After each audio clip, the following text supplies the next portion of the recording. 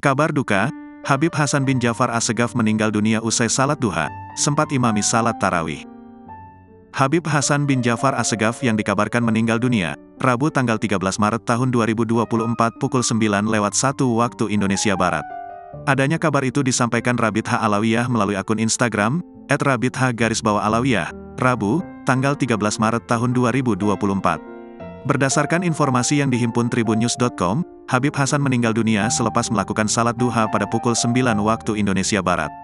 Belum diketahui pasti penyebab wafatnya sang ulama, namun Habib Hasan menghembuskan nafas terakhirnya di Rumah Sakit Cinere. Ia tutup usia dalam usianya 47 tahun. Rencananya, jasad Habib Hasan akan disemayamkan di Masjid Nurul Mustafa Center, Cilodong, Depok, Jawa Barat. Diketahui, semalam sebelum meninggal, Habib Hasan sempat mengimami salat tarawih malam kedua Ramadan 1445 terlihat Habib Hasan mengenakan pakaian berwarna hijau sage. Tarawih malam kedua di Istana Segaf, semangat yang menggebu dilanjut pembacaan burdah. Suasana tambah terasa bahwa Allah izinkan kita berbuat amal salih, siangnya puasa, malamnya ibadah. Mari jadikan terus Ramadanmu bermakna setiap harinya. 12 Maret tahun 2024, bunyi keterangan unggahan tersebut. Download Tribun X sekarang, menghadirkan lokal menjadi Indonesia.